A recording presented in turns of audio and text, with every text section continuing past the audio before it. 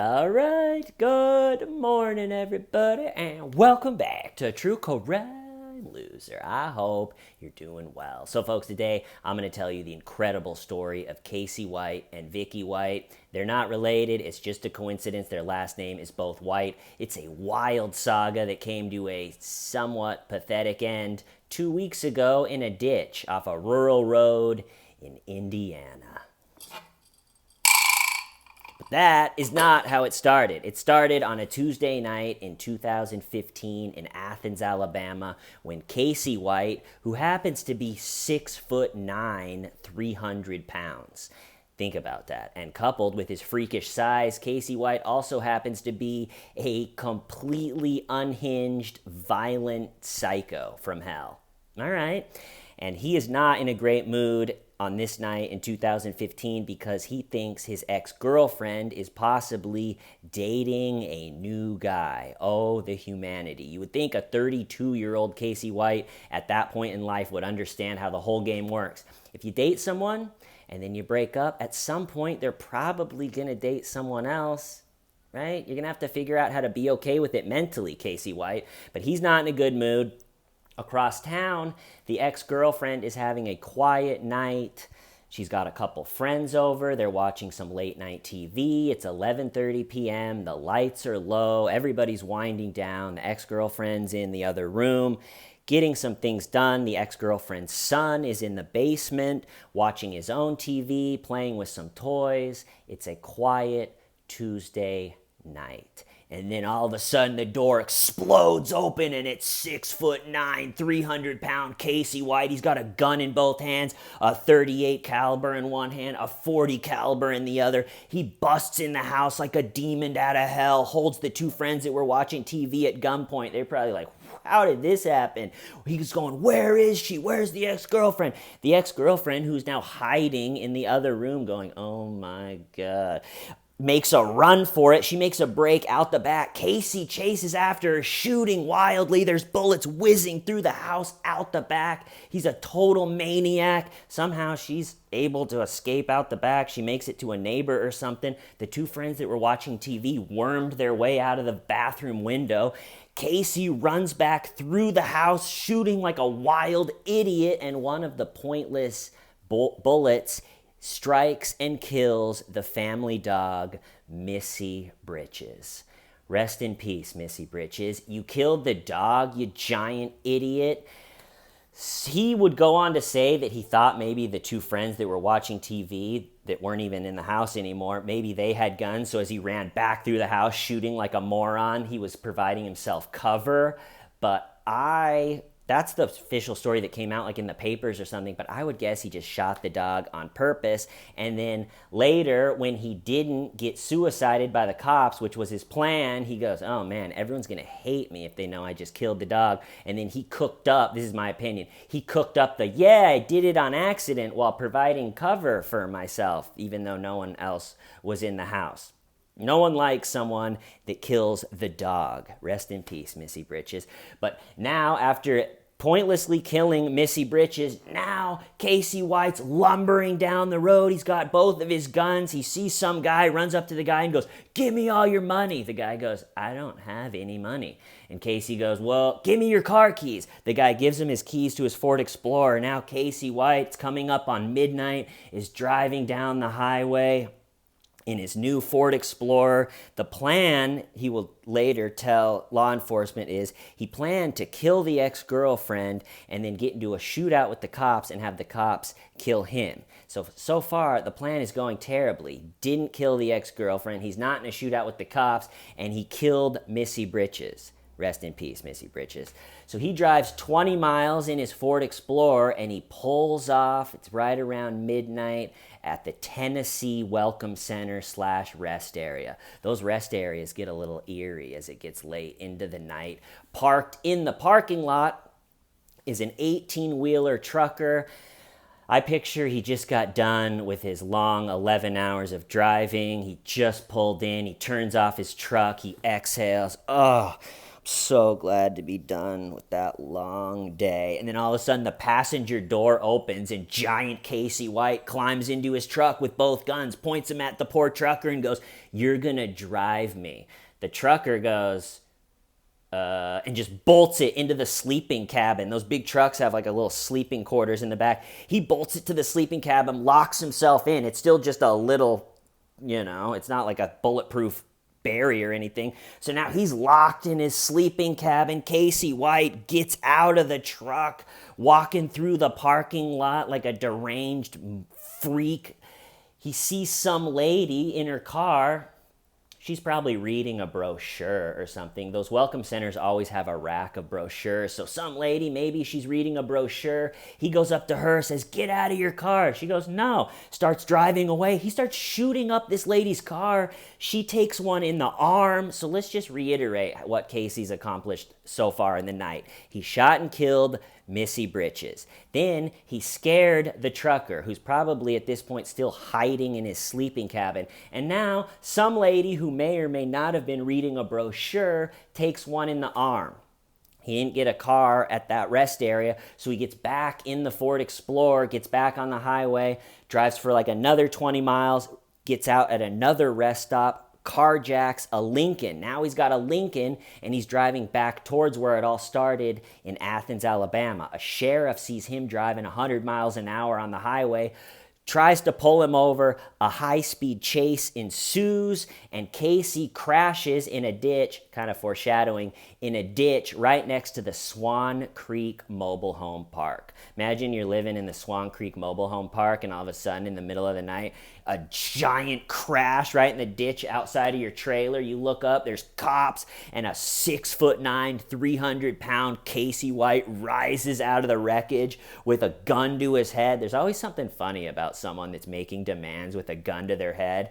But he's demanding that some sheriff that he knows come down. So they're like, "All right, big fella, just calm down. We'll get the sheriff down." They give him chewing tobacco. They gave him a soda.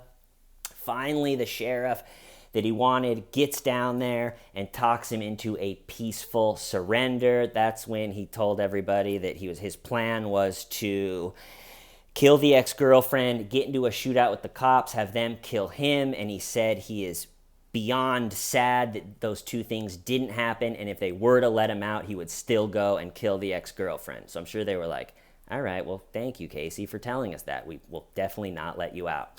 So he gets booked in under a whole slew of charges: kidnapping, cruelty to animals, rest in peace, Missy Britches, carjacking, a whole bunch of stuff. He's facing like 75 years, and he gets booked into the Lauderdale County Jail.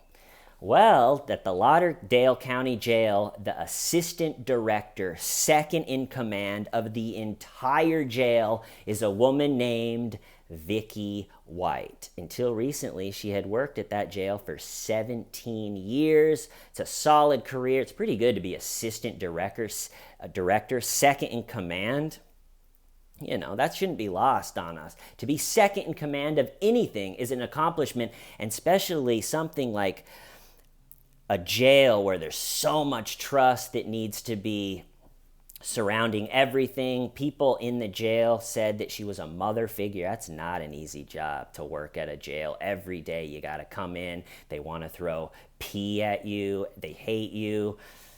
It's hard to keep morale up, so they said she was a mother figure. She would take new employees under her wing. Everybody loved her. And another job that Vicky White had as part of her assistant director is she was in charge of inmate transportation.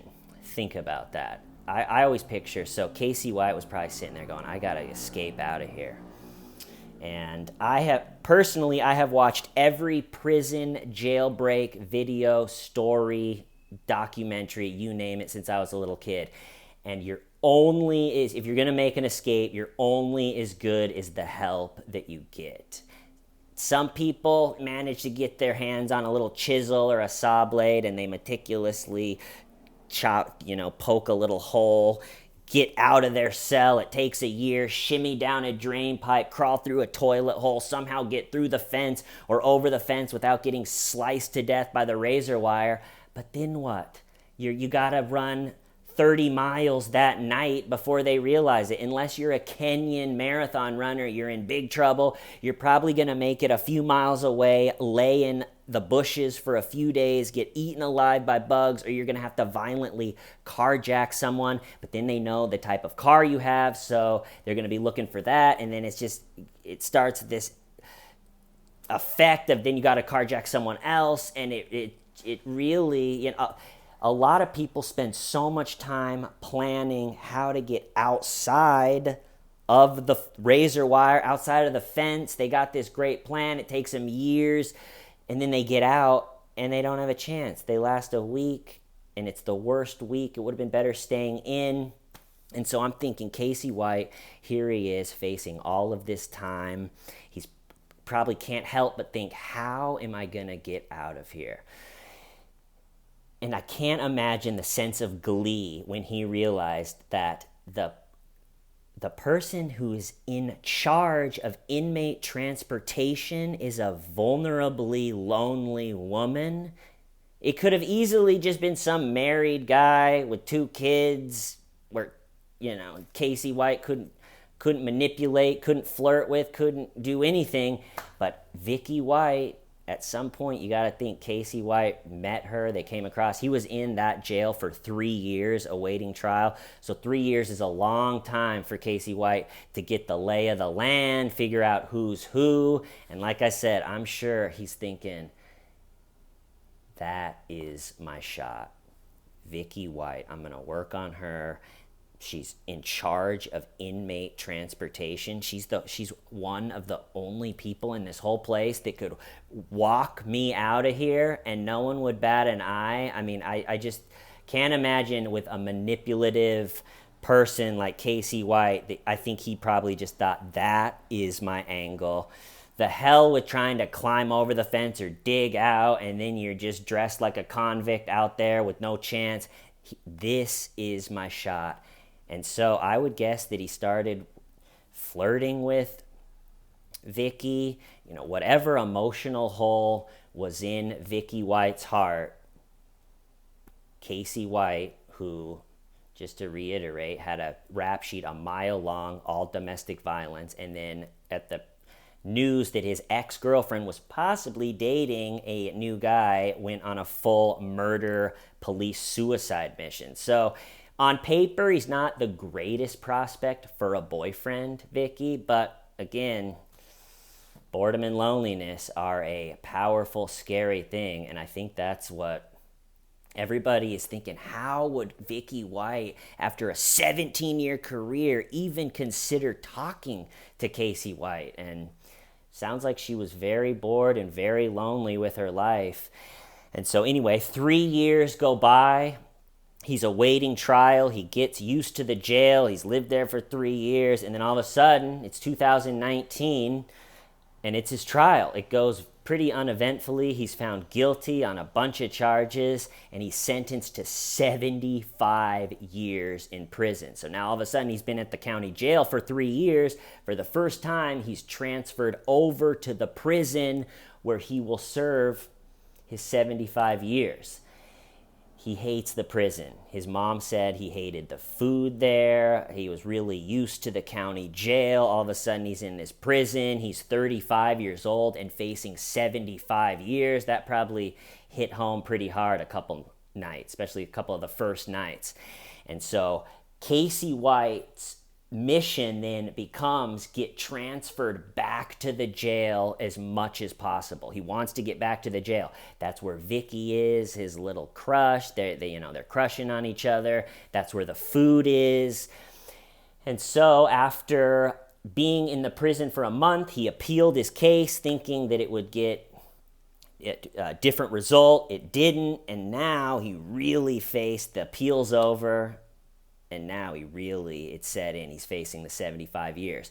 He's there for 1 year. He makes it 1 year in the prison, and then drastic times call for drastic measures for Casey White. He makes a phone call to a detective who was assigned a murder, which was a month before. This is 3 years now in the past. It was a month before Casey White's crime spree where he killed Missy Britches. Rest in peace, Missy Britches. Scared the poor trucker, shot the lady in the arm. A month before that, a lady named Connie Ridgway was in her house, and someone came in home invasion style, stabbed her to death. They hadn't been able to solve the murder. This detective had been working on it for going on 4 years. You can picture him sitting at his desk. All of a sudden the phone rings. He picks it up. It's Casey White from prison. He's been in prison for a year, into his 75 years. And Casey White goes, Connie Ridgway, the home invasion murder that was 1 month before when I killed the dog and shot the lady in the arm and scared the trucker. That was me. I admit to Connie Ridgway's home invasion murder. And they're going, really? And Casey White's mom came forward and goes, he didn't do that. He's just trying to get transferred back into the jail. He didn't kill Connie Ridgway. But he knew something. He knew parts about that crime that no one else would know. So they took it seriously and started the process of charging Casey White with the new murder of Connie Ridgway. 1 second.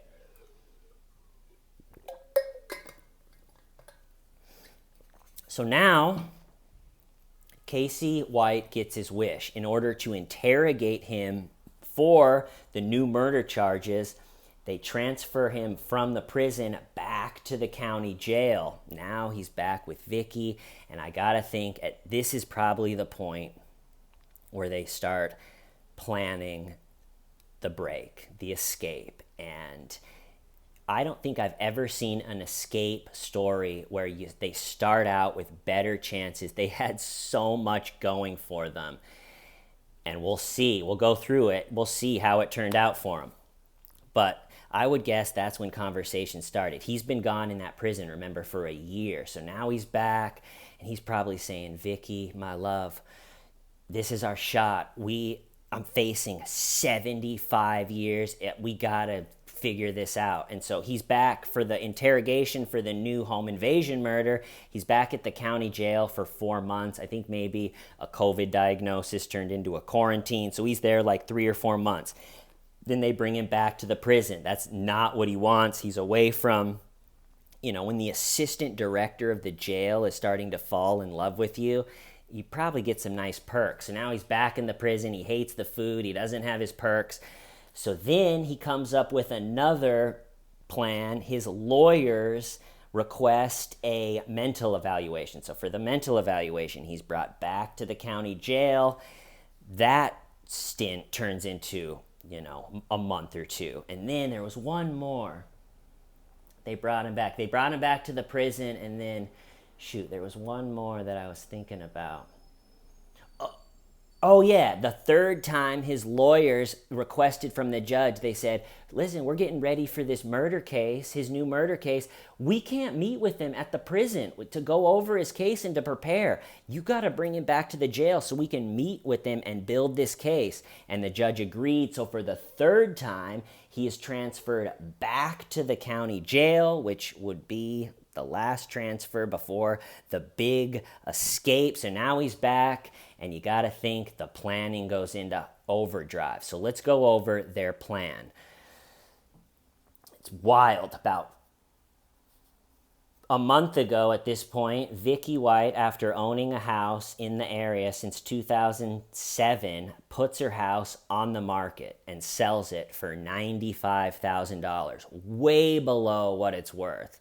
I was sitting there thinking, that's what I need to find. I need to find some lady that's going through a full crack up and is about to hit the road with her convict boyfriend and doesn't care about how much she's selling her house for and get in on that good deal. I need that. That's what we're looking for. But anyway, she sells her house for way below what it's worth. Again, this is like a month ago at this point, 3 weeks ago. And then she puts in her retirement papers. Everyone's going, Vicky, that came out of nowhere. We love you. We can't believe that you're going to be gone, but, cheers to the next chapter. So she puts in her retirement papers, which is also, I'm thinking, it's not like once you bail with the prisoner. They're not going to send you your pension. She probably should have just not. Anyway, so then she buys a couple vehicles because it's very important when you're doing the big escape is to have vehicles that the law enforcement are not keen to, because as soon as they are looking for a vehicle, the vehicle is worthless.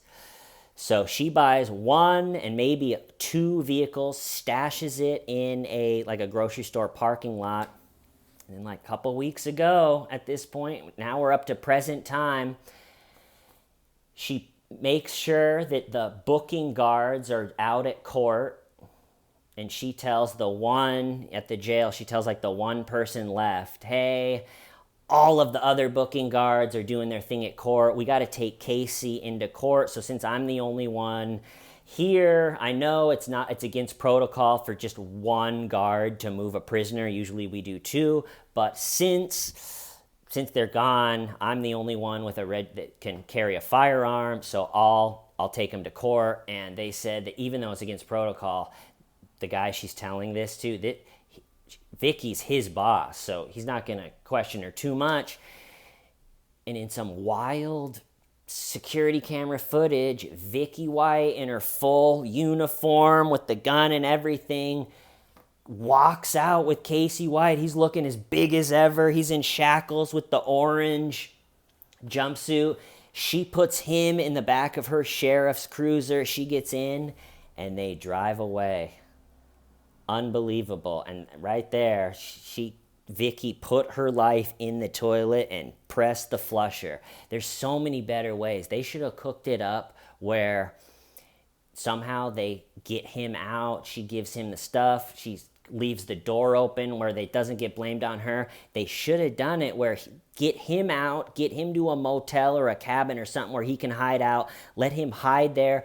And if she's not perceived to be a part of it, she could help support him with money and food, and then possibly let the news story die down if they get a little lucky. And then in the dark of night, once the news story's down, no one suspects her, she could sneak him into her house, which she's owned since 2007, and hide him in there. And maybe they could have, but her putting herself on camera, leaving with him, now she is a fugitive from the law too. And right at that point, the walls close in quick. And like I said, they probably had the best starting point of anybody I've seen try to make an escape. She had a ton of planning time.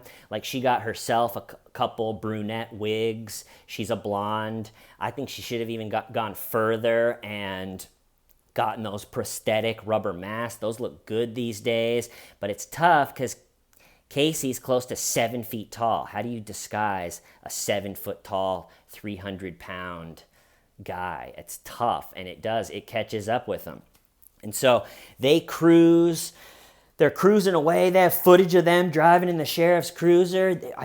How much anticipation and thought as the whole thing was moving towards that day where they actually did it was Vicky going, how is this going to end? Are we going to get away? Are we going to make it? If we don't make it, how will that look? I just can't imagine leading into the day where they made the break for it. She's had this respected career. Everybody loves her. Everybody trusts her. She's had this comfortable life. She lives in her own house. Imagine living in your own house, having the comfort that comes with that, the security that comes with that, and throwing it all away to live in crappy hotels and always look over your shoulder with a brunette wig on, always stressed out. You have a 7 foot boyfriend now that is able to just beat you up or go nuts at any moment.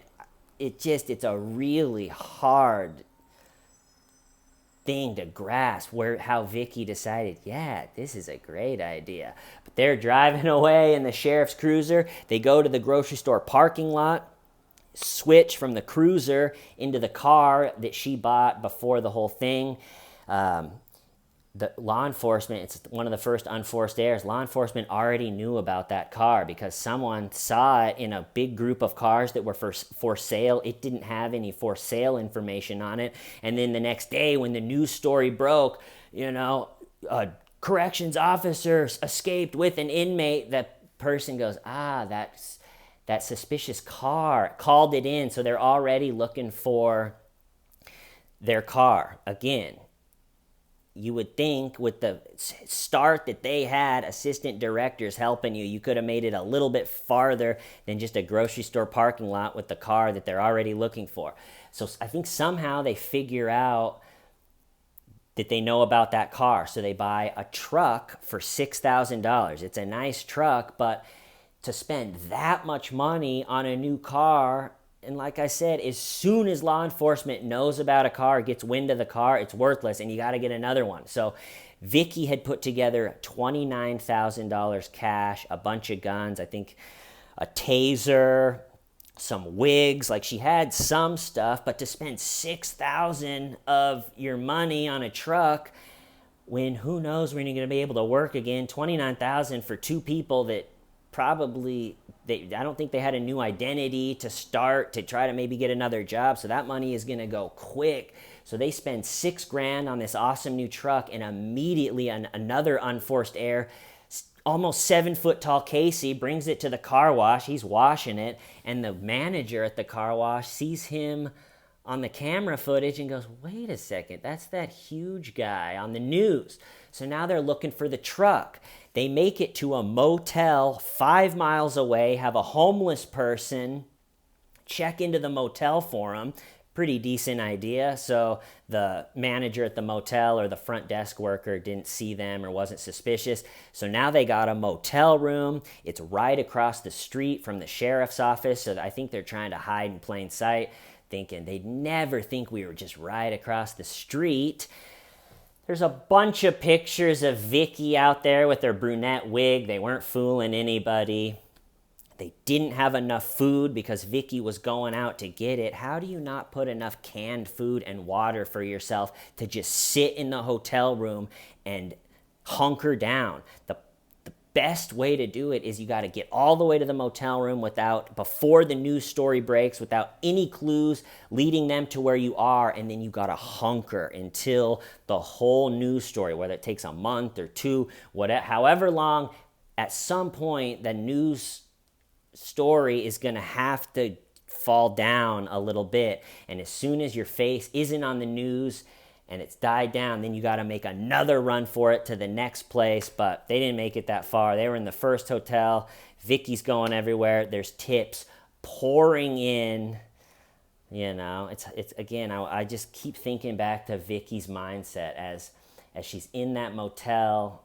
They're probably fighting. They're probably picturing this romantic, it's going to be you and me, babe, the open road, hot. And then all of a sudden you're just stressed out, sitting in a crappy motel room, eating canned food, going, kind of miss my house.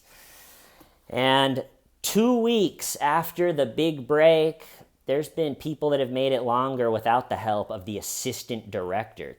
They have made it longer just laying in the dirt face down, hoping the dogs don't find them. But 2 weeks after they made their big break, like I said, tips are rolling in. We'll probably hear officially what those tips are, but at this point, law enforcement hasn't said yet, but they just said they had a lot of tips.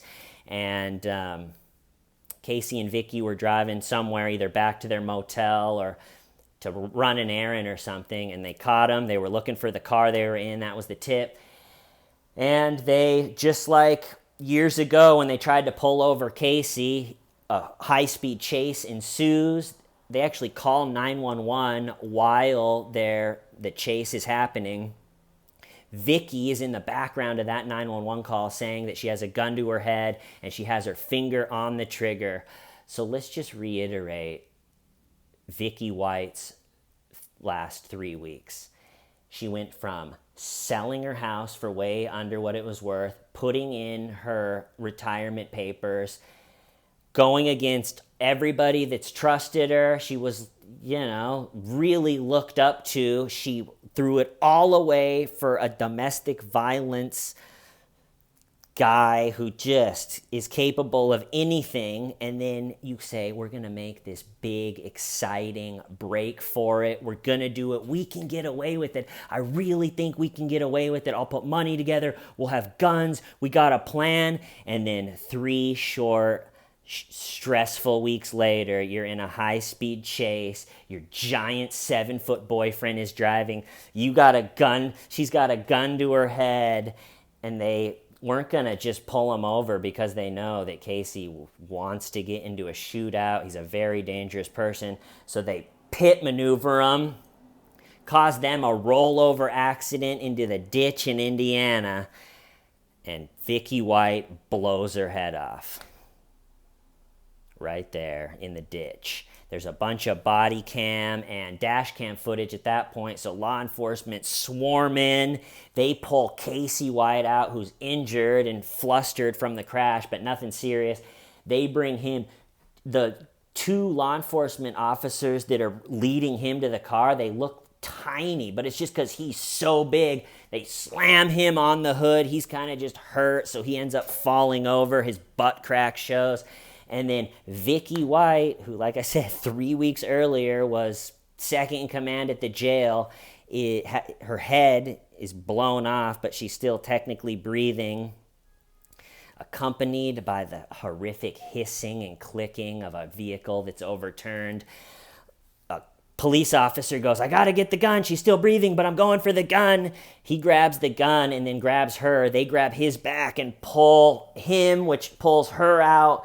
And she pretty much dies. She ends up dying later at the hospital, but pretty much her last moments were right there in a ditch in Indiana.